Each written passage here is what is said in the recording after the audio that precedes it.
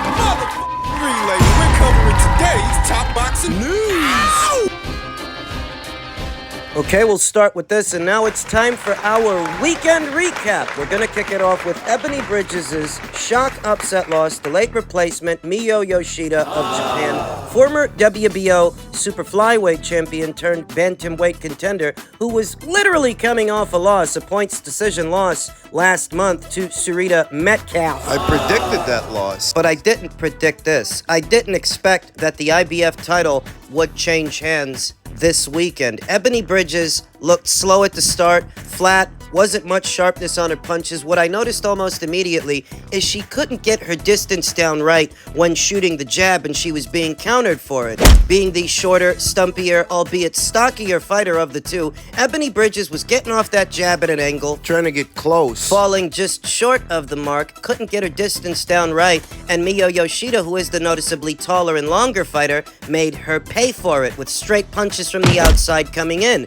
countering Ebony Bridges' jab and throwing the shorter, sharper punches mid-range to inside, counter left hooks. Hard ones. Ebony Bridges wore them well, but she was getting tagged. She was getting lumped up, out-fought mid-range to inside, which more often than not is Ebony Bridges' sweet spot. That's where she does her best work. But ahead of this fight, she was coming off of a hand injury and hand surgery, a subsequent year of inactivity. There was ring rust to shake off, and I believe that's what I saw. In tandem with her swapping out Mark Tibbs for Dave Caldwell, breaking in a new trainer, Ebony just couldn't get things going. She couldn't get her distance or her timing down right, and Miyo Yoshida, who was the sharper fighter of the two, made her pay for it. Miyo Yoshida, who's fought 2 times this year, once in April against India Smith, then last month against Yoshida Metcalf, and even though she lost that fight, She was still sharper for it. you often hear about a fighter's sharpness ahead of a fight. What is sharpness? What does that actually mean? That's the intensity at which the fighter is throwing punches, the explosiveness. The rate at which they're throwing punches, the frequency, as well as how are those punches being delivered, the timing behind the shots.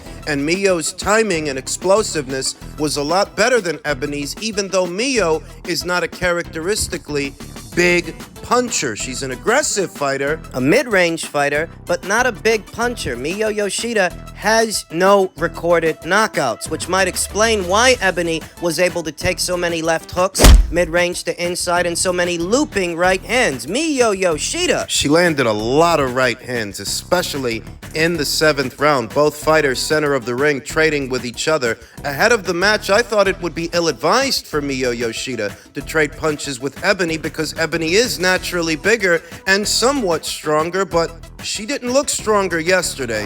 facing what is a physical fighter coming off of such a long hiatus, pushed her boundaries a bit more than I expected they would be pushed. I thought that because Miyo Yoshida isn't the kind of fighter you have to chase around the ring. Might make things easier for Ebony Bridges, but instead they made it harder. Gracious in defeat, post-fight after the judges' scorecards were read and all the smoke settled, Ebony stated, absolutely gutted. It wasn't my night. Big congratulations to my opponent, Miyo Yoshida. She was the better fighter tonight, beautiful and humble, single mother. Seeing how much that win meant to her and her daughter did give me some warmth inside. A loss doesn't define me. I have no quit. It's all learning, and I'll be back better and stronger. Thank you to everyone who supports me.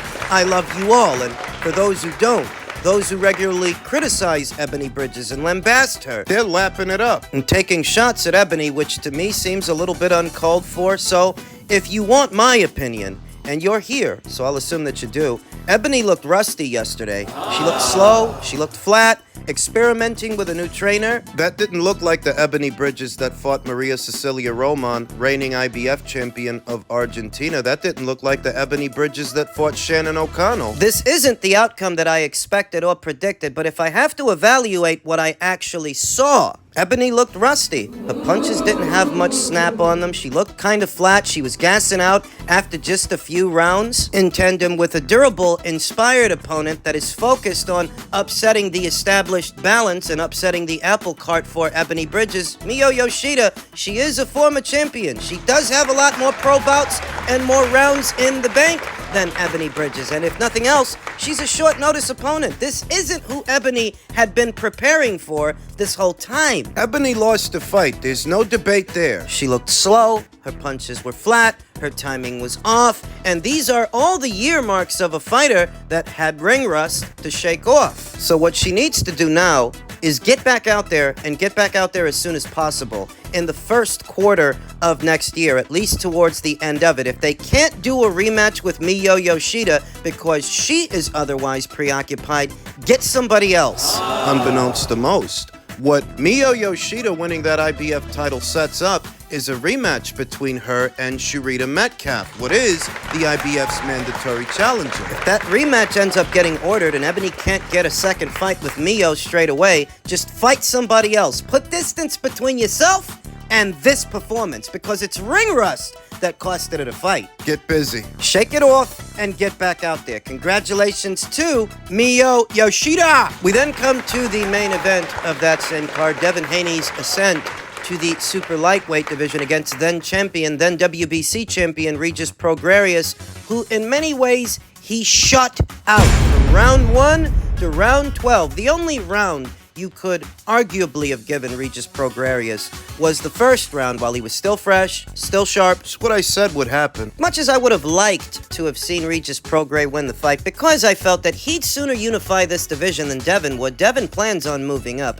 And as much as I would have liked to see Regis win, I knew he wouldn't, because pure boxer versus counterpuncher favors pure boxer. And that's what Devin Haney is. He's a pure boxer, 1 and 2 punches at a time, boxing from the outside behind the jab, taking that half step back to get out of range of the opponent's counter shots. He'll shoot a single, land a shot, then take a half step afterwards to get out of range of any oncoming fire, whether it's a half step backwards or a half step to the side. He's out of range of the counters, and for a counter puncher like Regis, that makes for a long night. As much as I would have liked to have seen Regis pull it off, you had to trust that a fighter in his mid-30s was going to change everything about his identity as a fighter. And I just didn't buy it. I didn't believe it. So Devin Haney on points was the pick, and the prediction stuck. The effectiveness of the pure boxer against the counterpuncher lies in its simplicity. If the jab is landing and the jab is working, you don't need to do much more than that. And that's what was working for Devin Haney, aside from the occasional right hand. Got off a couple of right hands. And they did seem to stun Regis Prograis. There did seem to be some mustard on them. It does look like Devin Haney got a bit of a strength boost, not having to boil all the way down to 135. Fighting at 140. Shots that seemed to rattle Regis Prograis' cage several times throughout the course of the fight. By my count, at least 4 in tandem with the knockdown that Devin Haney scored.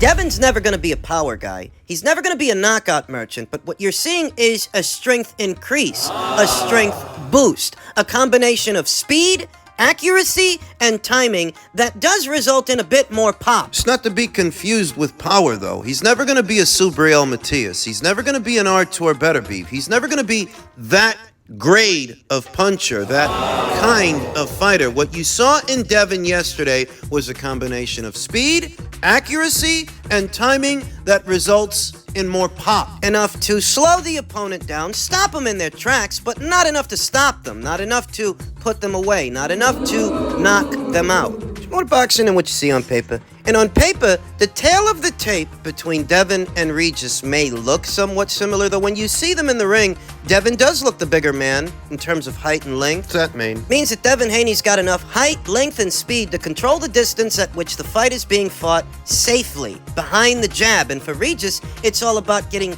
close to Devin, and he can't do it, because after that jab comes that half step, and before you know it, he's out of range of the counters. You can't land your power shots, and you may have more power than Devin, though it doesn't matter if you can't deliver it. Regis couldn't deliver it. By my count, he lost all of a 12-round fight. The only round you could give Regis, arguably, was the first. It was a bad style matchup for Regis, a horrible one. I don't chalk it up to Regis Prograis being in his mid-30s and slowing down and starting to show signs of decline. It has more to do with the fighter's styles than the fighter's ages. Fighter with a different style. A fighter that wants to stand in front of Regis, letting his hands go, trying to put pressure on him. See, that guy goes to the hospital. But a pure boxer like Devin, who's all about distance control and using the jab. Pumping out that jab, occasionally bringing over that right, setting up the counter shots, walking Regis into punches because you know he's going to give chase, but you also know he's not that good at it. Stylistically,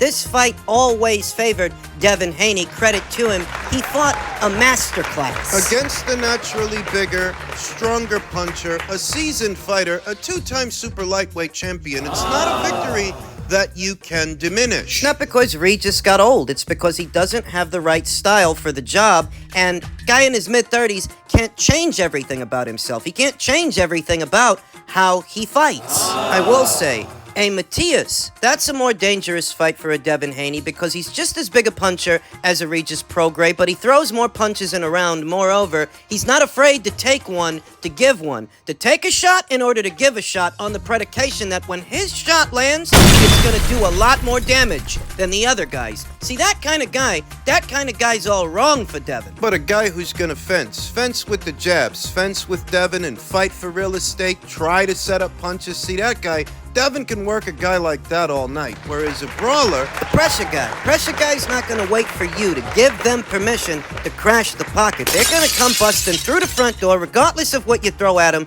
and you're either gonna move or you're gonna get outworked. You're gonna get smothered. Styles, as they say, styles really do make fights. And Regis just didn't have the right style for yesterday's. Devin did. Devin Haney, who is now a two-division champion. He was undisputed at lightweight. He's currently WBC champion at super lightweight, and he means to become a champion again, up there at 147 pounds. So far, his campaign north of lightweight has been successful. Will he be as successful as a welterweight? And that is contingent upon a few factors, not exclusive to the fighter's styles. Not just. 2 divisions north of where you started out your career, physicality in and of itself has a major role to play. But for now, congratulations to Devin Haney. I said he would win a points decision, and he did. He delivered. He would be trying to build up the fight instead of trying to knock it down or try to say, oh, I'm only selling because of this or because of that. If he really wanted to fight me, he would be making it that it's a big fight and it's the best fight for boxing. But he only talked down on the fight. But like I said many times, they say everything but let's fight. Nobody has outdid Devin. In terms of Tank's dance partners, you don't have to down the other fighter to validate what you are and what you bring to the table. Tank and his team have consistently lied to the people. They've created this narrative that because you make money or because you charge the people some astronomical money for a fight that you know that the guy is going to lose because obviously what is it when the betting line doesn't even reflect as much money as that the guy is charging. So the message to all the fans, stop letting Tank and his team piss on your head and tell you it's rain with these fights, these insignificant fights. You know what I mean? They're saying it's for the culture. Devin represents the culture and represents boxing and what boxing should be and what boxing is. Post-fight thoughts from Devin and Bill Haney in reference to a potential Gervonta Davis fight that doesn't have much potential of happening. I'm glad that it was Bill Haney that highlighted. What the Davis people like to do is use the quote-unquote culture to get out of the difficult fights and the tough... Oh, Davis is doing it for the culture. These insignificant fights he keeps having against insignificant opponents. Oh, that's for the culture. So you have to celebrate it. You have to celebrate him because if you don't, then you must be against the culture. Polarizing any criticisms, any critiques levied towards Gervonta Davis for who he is fighting and who he isn't by making it a taboo subject to broach that if you don't like Gervonta, you must be against the culture. Tell me, what is it about staying on Easy Street that's supposed to represent the culture? I would think that a better testament to the culture would be having 2 young Americans fight each other to prove who's the best. It needed to be said And I'm glad that Bill Haney is the one who said it. Bill Haney may be partial. He is advocating on the behalf of his son, so of course. Of course he has a horse in the race, and of course he's only doing what you expect him to do. And I don't even agree with everything that Bill Haney says or does, but I do agree with him on this, that's what Gervonta Davis and his team have been hiding behind. That he's doing it for the culture. You mean to tell me that when you go in there with no hoper after no hoper after no hoper, that's for the culture? In what way? What the hell does that have to do with the culture? Your culture or anybody's culture? Let me tell you something. I'm not here for culture, yours or somebody else's. I'm here for boxing. And the fact that Gervonta Davis has been campaigning for years in these loaded weight classes, 130, 135, even 140 briefly, but he never gets around to fighting the significant opponents, the meaningful fights. That doesn't have anything to do with fucking culture. And if it did, well, fuck the culture. I'm here for boxing. If that's what the culture is, then who the fuck needs it? Kenny Ellis, Gervonta Davis's assistant trainer, caught wind of these comments and took to his social media, posting an image of Devin Haney alongside Jaron Boots Ennis, as if to suggest those are the two fighters that need to fight each other. They're always trying to find a way to skirt out of fighting in meaningful fights against meaningful opponents. But this guy, ain't he supposed to be the face of boxing? Cowards. They try to turn who the face of boxing is into a debate when there really isn't one. Canelo Alvarez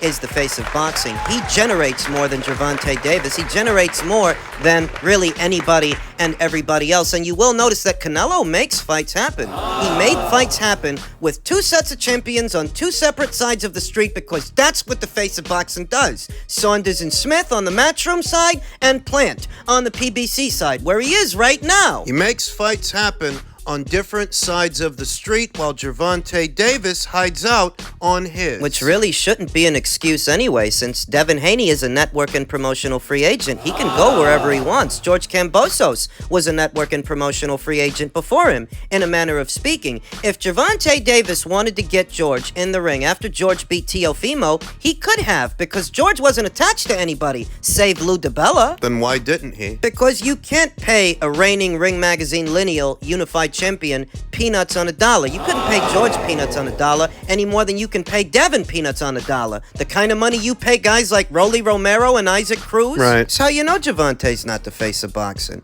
You can't pay Devin peanuts on a dollar because he already makes good money with you. In theory, he's supposed to make more. You don't fight Devin.